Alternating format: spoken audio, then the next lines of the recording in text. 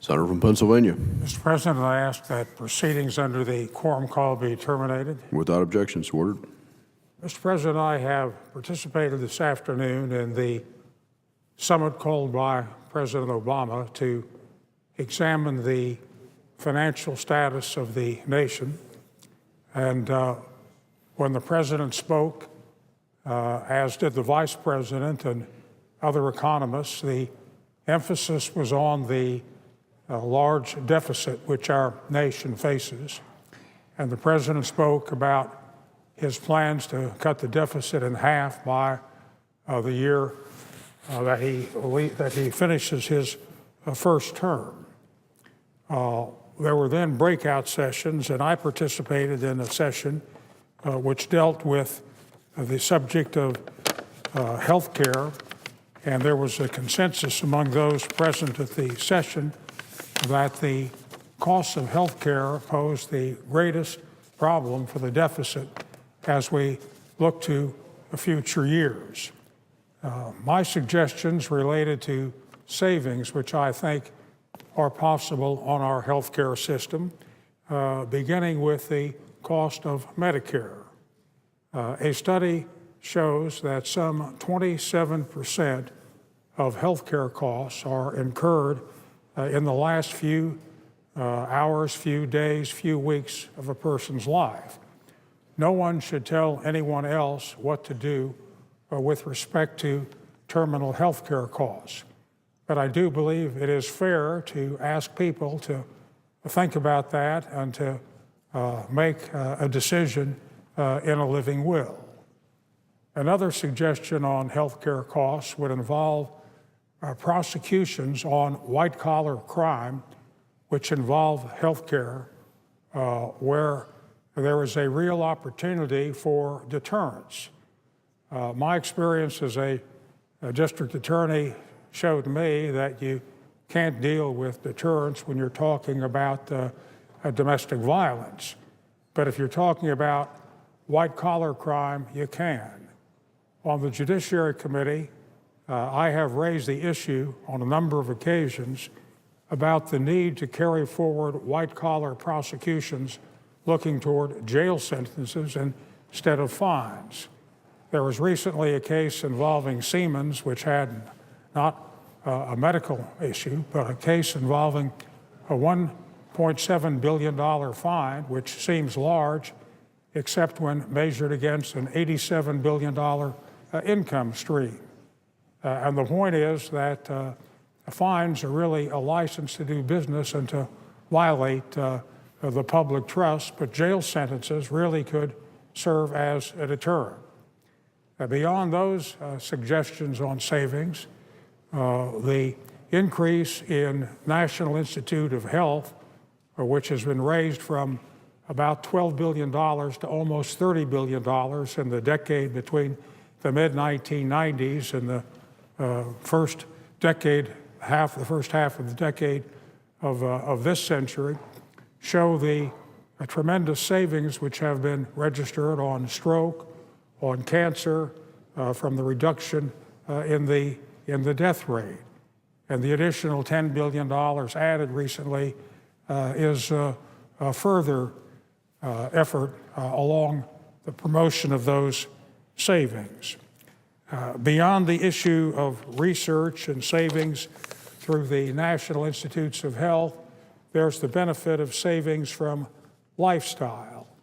Recently, with a bout of Hodgkin's, I have even modified further the exercise pattern that I've had for decades as a squash player, eliminated sugar from the diet, looking for antioxidants, and this is an issue where there could be a modest investment with the federal government, which could pay great dividends. Final suggestion that I had was on trying to use the Wyden-Bennett plan, which has 14 co-sponsors equally divided between Democrats and Republicans, to utilize Wyden-Bennett as a starting point for a serious discussion in the Senate to cover the 47 million plus Americans who are now not covered, modeled after the Massachusetts plan put in by former Governor Romney, and with federal assistance for those at the lower end of the economic brackets. Mr. President, I ask consent that the comments that I've made be placed in morning business under the caption of President Obama's summit. Without objection, so ordered.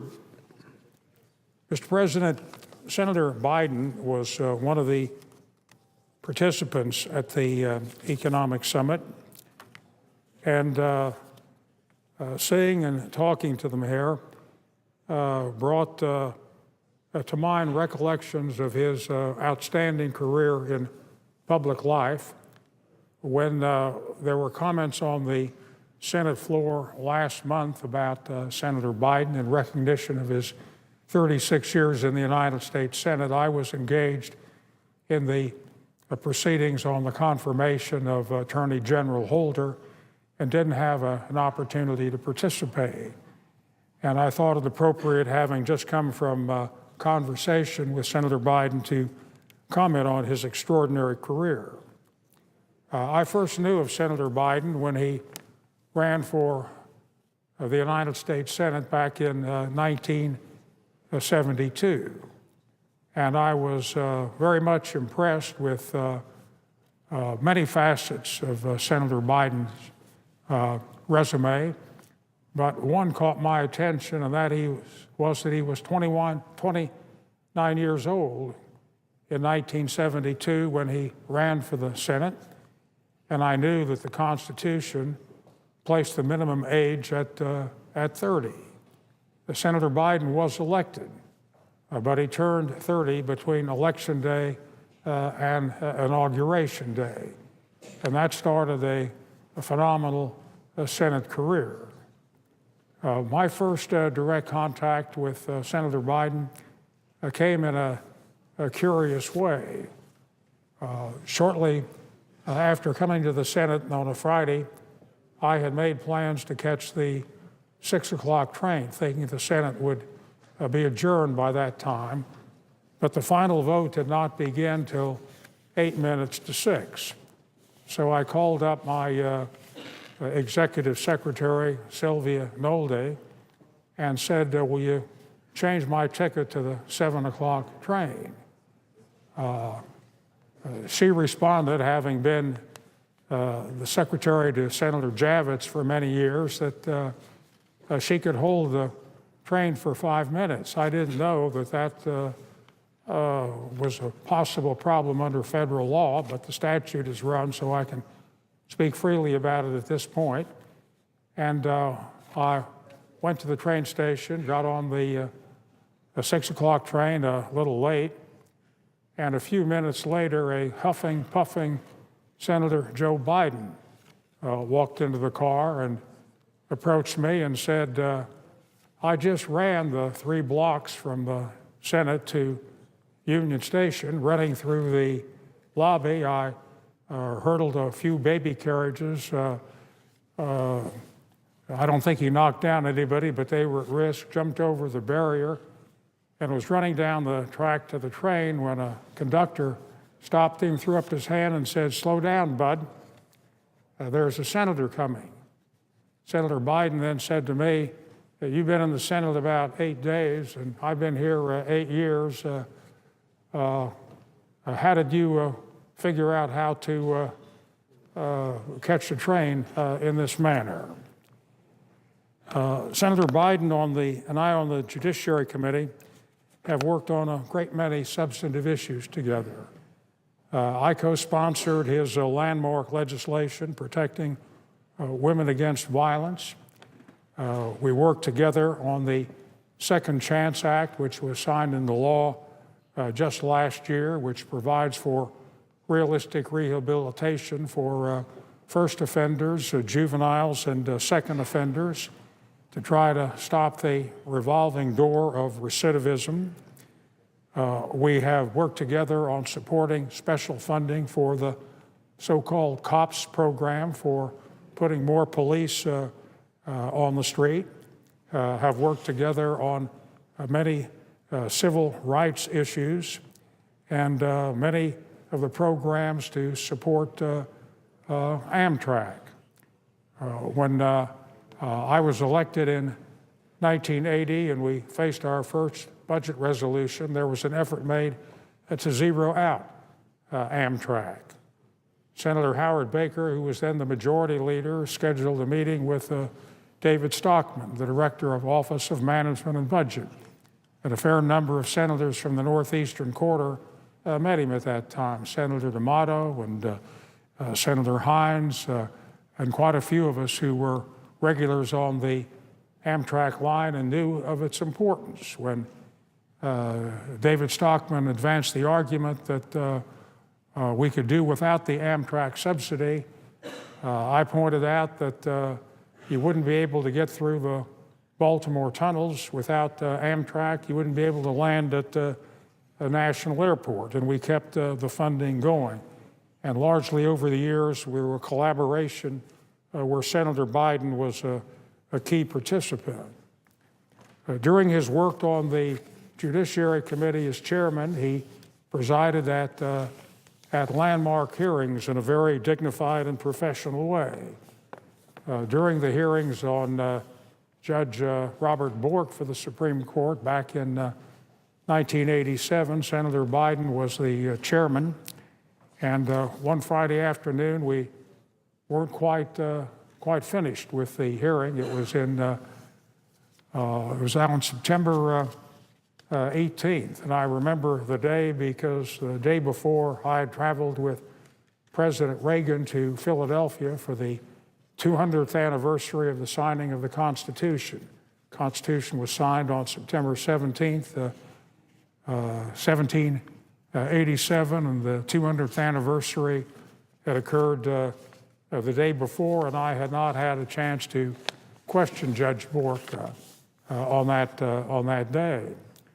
Senator Biden approached me late in the afternoon and asked me how much more time I needed. He was not going to be there the next day and had delegated the chairmanships or asked Senator Kennedy to take over on the chairmanship's responsibility. I shouldn't say delegated. Senator Kennedy himself had been chairman. And when he asked me how much time I needed, I paused for a minute, and he said, well, how about a half hour? And I continued to pause, thinking about it. Taking time to think about it sometimes is viewed as a violation of Senate ethics. He said, well, okay, how about an hour? And I still paused, and he said, how about an hour and a half? And I said, okay, that should do it. Then Senator Thurmond, who was the ranking Republican, came over to me, and in Strom Thurmond's inimitable Southern accent, and while it's inimitable, I'll try to imitate it, he says, you want an hour and a half on both? Translated means, do you want an hour and a half on Bork? And I said, no, Strom, I don't want an hour and a half on Bork. I want to question him until I finish.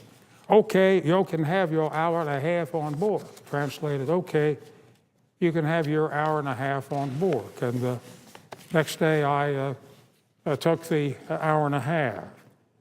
Senator Biden did another professional job in many of the hearings, but again, I particularized the one on Justice Clarence Thomas. There was a question as to whether the Judiciary Committee ought to have access to the Thomas rentals from the video store. And Senator Biden took the position that was not an appropriate matter for inquiry. And then we had a second witness who came up at the very last minute, and Senator Biden presided over the very delicate matter of making a determination as to whether that witness ought to be called at the last minute. I noticed my distinguished colleague Senator Casey has arrived for a little proceeding as to William T. Coleman Jr., and I will, since it's now 4 o'clock when he's scheduled to arrive, I will terminate within the next 2 minutes, but just a couple of more comments. Senator Biden had a very serious health problem with an aneurysm, had very serious operations in the early 1990s. And when I had a serious operation on a meningioma, a brain tumor, I returned to the Senate with a big bandage on my head for the confirmation hearing of Justice Ginsburg. And Senator Biden, as chairman, greeted me with a welcome to the entry of the Cracked Head Club, rather a unique distinction to be called out on the so-called Cracked Head Club.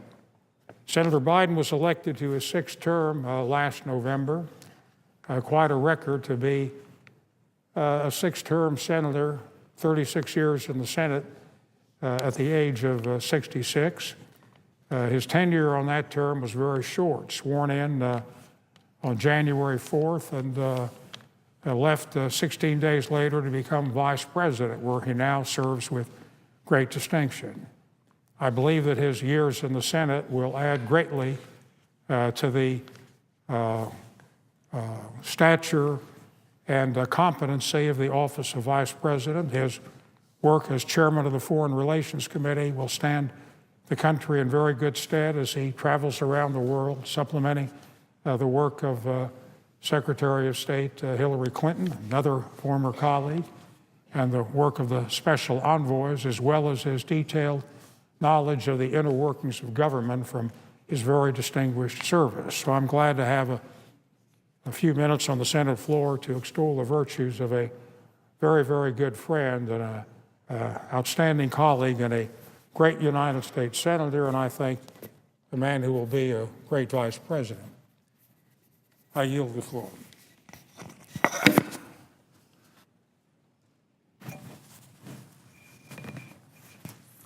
Madam President. The senator from Pennsylvania.